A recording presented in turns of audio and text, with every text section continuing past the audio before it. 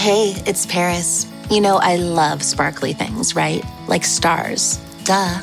And thanks to Hilton and AutoCamp, I just slept under them. Picture me, serving looks by the fire outside my luxurious Airstream, making s'mores with the kids, while a national park is our backdrop. The great outdoors meets Hilton hospitality. That's hot. Explore all the new ways to stay at Hilton.com. Hilton for the stay. This Steve Jones Show podcast is now loading. The Steve Jones Show podcast is presented by Sunbury Motor Company, Purdy Insurance, and Brewers Outlet.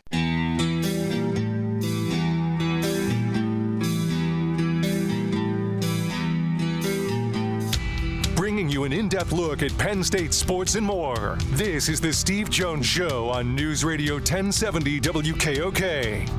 The Steve Jones Show is presented by Purdy Insurance, Brewers Outlet, and Sunbury Motor Company. Now from the Sunbury Motor Studio, here's Steve Jones. Half hour being brought to you by Purdy Insurance. Market Street in Sunbury. Go to purdyinsurance.com. Auto, home, life, business, boat, motorcycle, RV, Medicare products. Steve Engel did wonders helping me out there, and they do everything they can to save you money because customer service means everything to them at Purdy Insurance. Market Street in Sunbury. Go to purdyinsurance.com. Always a pleasure and a privilege to have on Brett McMurphy, now with On3Sports.com. Brett, welcome back. It's great to hear from you. Good afternoon. How you doing? I'm doing great. Thanks for asking. Okay. As usual, when everybody reveals what their top 25 ballot happens to be, it always comes under scrutiny. It comes with the territory. And as you correctly point out on Twitter, how many teams at the beginning weren't there at the end. So, I mean, what went into your top 25 poll with Georgia at the top? I think really, Steve, there's like 7 or 8 teams that could win the national title, and you could tell me right now that you think any of those 8 teams should be ranked number 1, and I really would have no argument. And those teams are Georgia, Penn State, Texas, Clemson, Alabama, Ohio State, Notre Dame, and Oregon. And also, and history kind of shows that. Monday at noon Eastern, the AP preseason top 25 poll will be out. And for basically all but 2 years in the last 25 years, the national champion was ranked in the top 7 in that preseason poll. Right.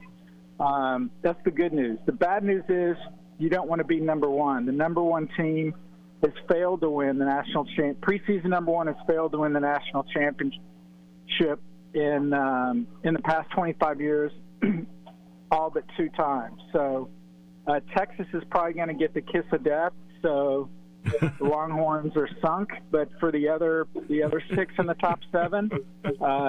Things are looking good. All right. Obviously, there are a lot of issues that surrounding this now. The House settlement is in place, but what's not in place is the format moving forward of the college football playoff.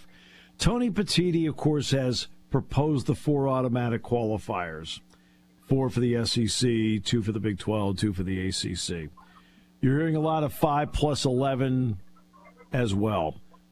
What is your take on what Tony Petitti wants to do, and what is your opinion on why or why not to do it? I know, I know why he's doing it, because if you're going to go to 16, he wants to guarantee 4 spots for his teams, but also, also he wants to create these play-in games that are NFL-like, and that basically are like wild card games within each conference, where the 6th place team from the conference will play the 3rd place team, and the winner gets an automatic bid to the college football playoff. That's great for TV.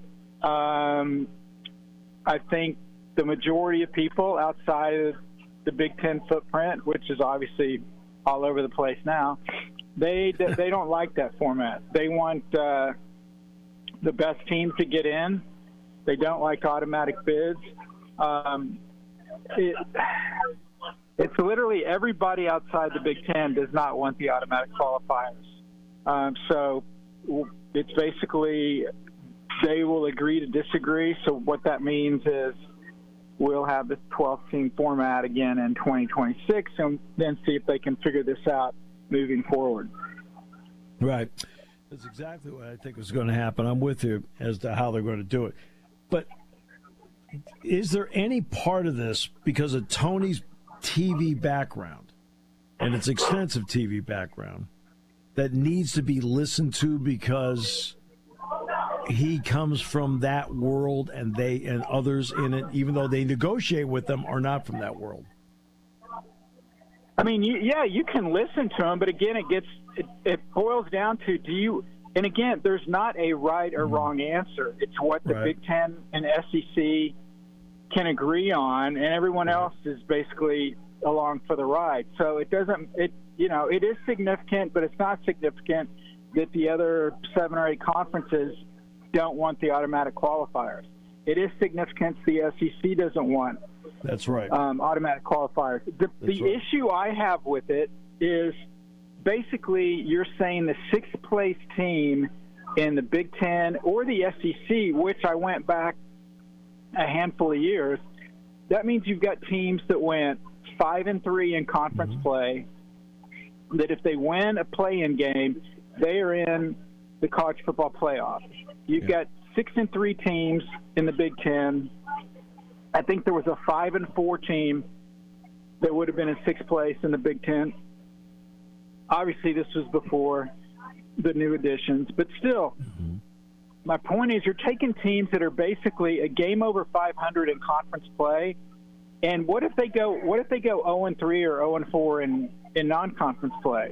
Right. So you've got a 7-5 team that pulls off an upset against a 3 seed in the play-in game, and now you've got a 8-5 team or a 7-6 team in a 16-team playoff. I don't like that. This isn't the NFL, and everybody plays different schedules.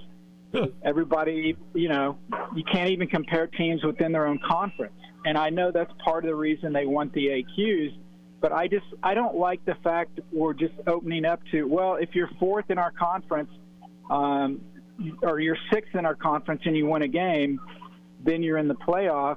And the thing that I disagree with Tony on is he says, well, this will make the college football season more intriguing. It'll keep people engaged. There'll be bigger non-conference games. I disagree. I think the non-conference games will be treated like NFL exhibition games. If I'm Texas and all I have to do is finish in the top 4 of the SEC, why am I playing Arch Manning any significant snaps against Ohio State? Because we can go 4-0 in the non-conference, but if we go 4-4 in the SEC, we're not in the playoff. So why am I going to risk losing getting a player injured in a non-conference game that has no impact on whether I get into a playoff or not? And I think that's what a lot of the pushback on this is. Right. No, I think you have it exactly right. That is exactly what the pushback is, because I was going through the same thing as you, Brett, just looking back the last 4 or 5 years. And I did it from a Big Ten perspective. It's very interesting who would have made it in terms of that 3 versus 6, because you're not looking at the top. I'm not looking at the top 4. I'm looking at 5 and 6. Because 5 and 6 could get in, and you're right. They might be either 500 or a game over in conference, and probably played a non-conference schedule that included 2 FCS teams. Yeah, and also, I know that, they would obviously have to tweak or do something with the conference championship games, and maybe that is or isn't a concern to people. But, let's look at this year, and let's say it's in place now. And you're Penn State, and you're going into the you beat Ohio State, you beat Indiana, you're going into the Michigan State, Nebraska, Rutgers final 3 games, and basically you've got a 2-game lead to clinch a playoff spot. Is Drew Aller going to play in the final 3 games? I mean, the advantage is, well, you get a better seed in the playoffs and all that. The bottom line is those 3 games are meaningless. Penn State potentially could lose those games and still get in the playoff, and maybe that's an extreme example. But again, this is some of the things that it would create where, teams would be, again, NFL-like. People that are listening that do play fantasy football know this all too well. You get into the end of the season where teams have clinched spots, and now their starters aren't even playing in the final regular season game because everything's geared towards the playoff. Is that what you want? And again, the majority of folks don't want it. Tony's pushing it because he wants more revenue, and I understand that. And by adding more TV games, more play-in games that are tied into the playoff, that means more bucks and more money. And ultimately, money's going to decide all these things. But it's also, real quick, Steve, it's just challenging because the Big Ten's doing this because the SEC only plays 8 conference games. Right. The SEC, yep. Greg Sankey said, look, he expects the SEC to go to 9 games at some point, whether it's tomorrow or 5 years from now. I have no idea. But he's also not going to go to 9 games until they have assurances from the College Football Playoff Selection Committee that they take strength of schedule into make it more of a priority. Quite frankly, I don't know how you do that without creating some kind of computer poll, because you can. I don't know if you've gone through the mock process, but I have. They basically tell you, here's all the information, and then you vote, and here's your top team. So they can sit there and tell you have to consider strength of schedule. You have to consider it. Well, guess what? Okay, I considered it, and now here's my teams.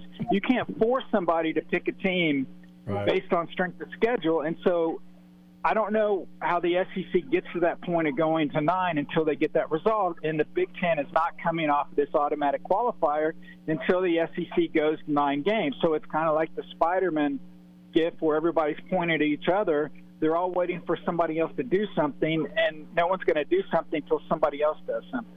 Exactly. So nothing gets done. Right. This right now is going in a circle, and has been going in a circle for a while. Yep. The media days that took place in July, which are set to kind of whet the appetite for everybody, I get that. Was there anything else newsworthy that came out of it that you thought was important out of any of them across the country? No, I mean, you just, all the usual coach speak. I mean, it's basically they're trying to figure out, they want to get a date, if everyone's trying to figure out the best time for the portal. Is it a one-time portal? There's, again, different viewpoints depending on conferences. Kirby Smart, actually, at the SEC spring meetings in May, said, he goes, forget about 8 versus 9 games, forget about the college football playoff. The most important thing is figuring out this portal.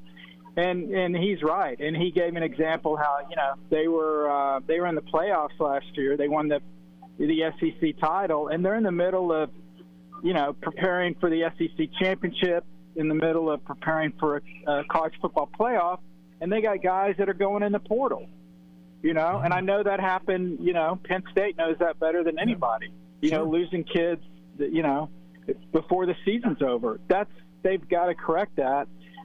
The challenge is there's not one size that fits all, and so they got to come to some kind of agreement. But I think that's really the only other thing, that and everybody, trying to push their playoff model on everyone and trying to get that all aligned. Yeah, because I know Penn State at least had to change a portion of its approach for the postseason when Bo Pribula went in the transfer portal. Because there were certain packages where Bo was out there, withdrew at the same time. There was a few plays here and there, but they still had to take it out. I mean, there's no situation where a team should have to worry about losing any player, whether it's a starter, backup, reserve, whatever, because they're going to transfer somewhere else until the season's over. So that's what they've got to figure out to do. How they do that, I don't know. I guess the only other big news was that James Franklin wouldn't say the 3 letters SEC. That was kind of funny, but other than that, there wasn't much. And he was in it for 3 years. The that Big other Ten, conference. yeah, that's right. Them.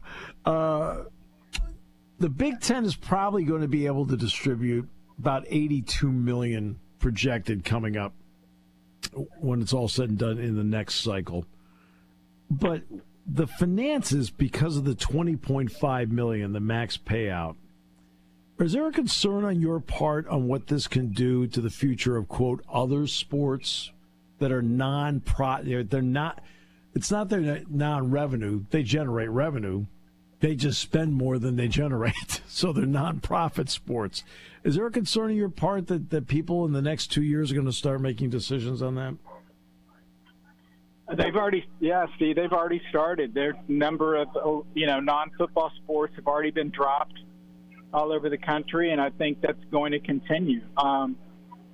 There was a study that came out the other day, and they asked, 1,500 adults what percentage does the U.S. government contribute to the Olympic sports of college teams, and the answer is 0%. And a lot of people thought that the U.S. government contributed to that, which every other government in the country does do that, except for the U.S. And so now you've got these colleges that are all in on college football, and rightly so. But I think you're going to see some casualties, and that's going to be the non-football sports, because you're right, they do not generate any revenue, and basically the football programs have kept them afloat for so long. Well, that's great, but now that you've got to pay your players, something's got to go. So are you not going to pay your football players, or are you going to cut the track team or the swimming team? Unfortunately, they're going to cut these non-football sports. Series, you wrote one a couple of weeks ago about Dan Lanning being in favor of keeping Oregon State.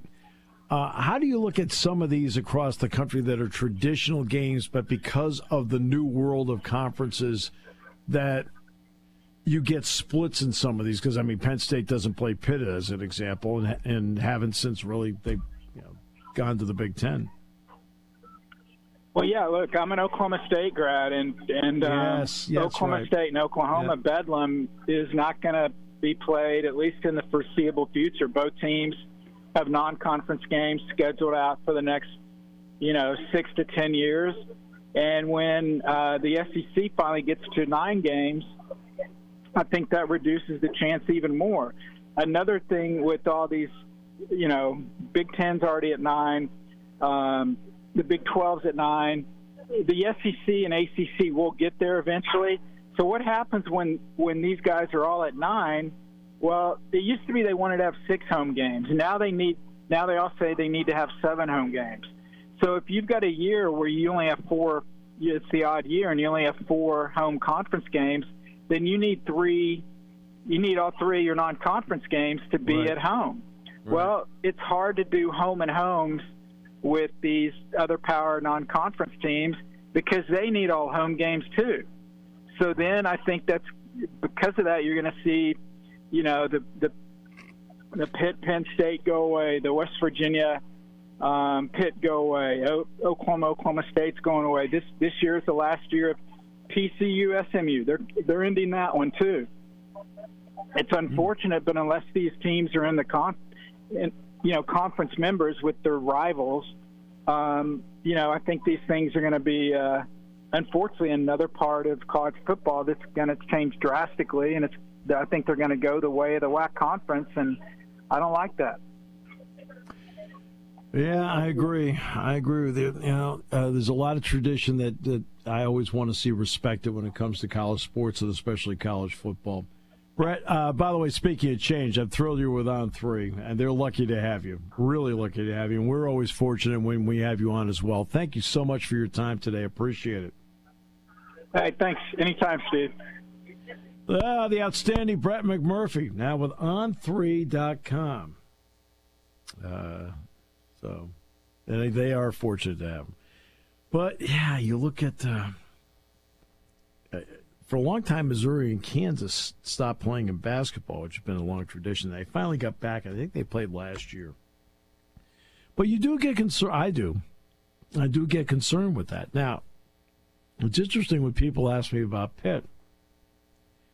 And even when I was in school, now maybe it's because I did not grow up in Pennsylvania, but even in school, I never considered Penn State and Pitt a big deal. Even when I was going to school at Penn State, it was the last game. You wanted to win the last game. To me, the whole thing was, could you win the national championship? It wasn't whether you could win the Pitt game. The Pitt game was part of getting to the national championship. And so I was never really involved in that, and never have. And I guess that's the only reason I can explain is that I grew up a huge Penn State fan, but to me, I always felt like there were other bigger games on the schedule, like when they played Notre Dame or something. That was just me. I understand. All right, half hour brought to you by Purdy Insurance. I enjoy playing golf with those guys. Incredible. Here on News Radio 1070 WKOK. Hi, this is Season. For over 100 years, the Purdy Insurance Agency has been protecting families and businesses of the greater Susquehanna Valley and beyond. With the experience of our trained and knowledgeable staff, you can rest assured that your needs will be evaluated and met by some of the industry's best representatives. No matter what your insurance needs are, call Purdy Insurance today at 570-286-5855. Visit our website at purdyinsurance.com or check us out on Facebook to see what we can do for you.